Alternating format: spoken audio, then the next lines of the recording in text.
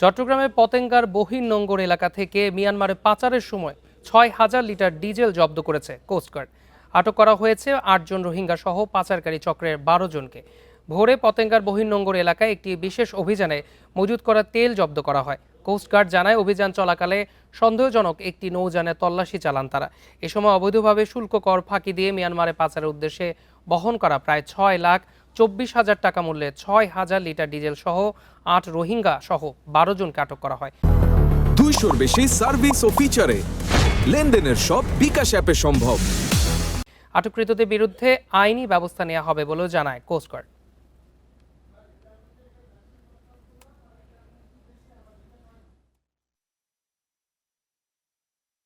তল্লাশি চালিয়ে অবৈধভাবে শুল্ক কর ফাঁকি দিয়ে মায়ানমারে পাচারের উদ্দেশ্যে বহনকৃত প্রায় ৬,২৪,০০০ টাকা মূল্যের ৬,০০০ লিটার ডিজেল, ৬টি গ্যাস সিলিন্ডার, নগদ ১৫,৮৯৬ টাকা ও পাচারকালে ব্যবহৃত বোটসহ ৪ জন বাঙালি ও ৮ জন রোহিঙ্গা পাচারকারীকে আটক করা হয়।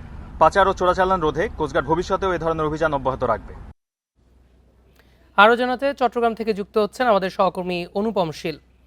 অনুপম, এই অভিযান সম্পর্কে আপনার কাছে বিস্তারিত কি তথ্য আছে? গত প্রায় ১ মাস ধরেই আমরা দেখছি যে যখন থেকে মূলত এই মধ্যপ্রাচ্যের যুদ্ধকে ঘিরে, এর আগেও অবশ্যই এই ধরনের অভিযান চলছিল।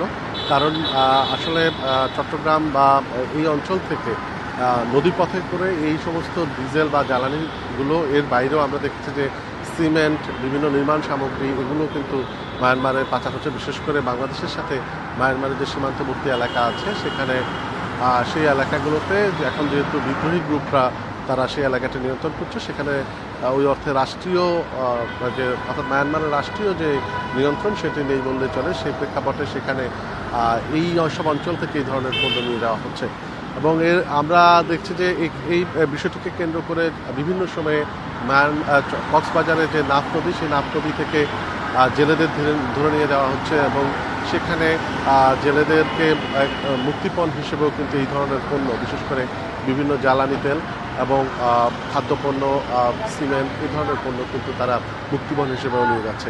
এবং আমরা এই শুরুতে যেটি বলতে চাচ্ছিলাম যে এই ইরানের সাথে মধ্যপ্রাচ্যের যে সাম্প্রতিক যে অস্থিরতা, এর পরে কিন্তু এই পরিস্থিতি আরও জটিল আকার ধারণ করেছে বলে আইনশৃঙ্খলা রক্ষাকারী বাহিনী, বিশেষ করে নৌবাহিনী এবং কোস্টগার্ডের পক্ষ থেকে জানানো হয়েছে এবং সেজন্য তাদের সতর্কতাও বেড়েছে। এবং এই প্রেক্ষাপটে তারা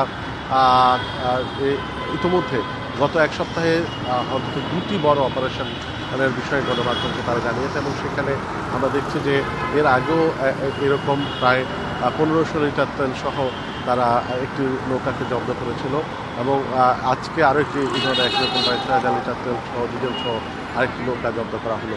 এবং এটি যদি আসলে এর ফলে যেটি হচ্ছে যে মানে মূলত দেশের ভেতরে এমনিতেই এখন জ্বালানি তেলের একটি সংকট আছে এবং এর প্রেক্ষাপটে যদি এইভাবে যদি এই সমস্ত জ্বালানি তেল মায়ানমারে পাচার হয়ে যায় তাহলে এখানে সংকট আরও বাড়তে পারে, এই আশঙ্কাটি করা হচ্ছে।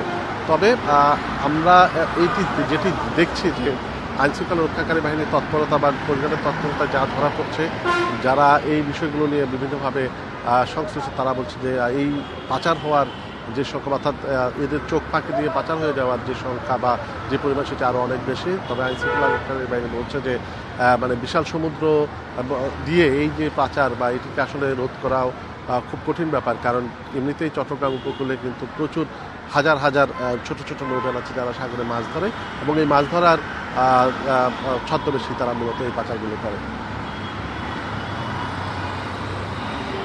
চট্টগ্রাম থেকে জানাচ্ছিলেন আমাদের সহকর্মী।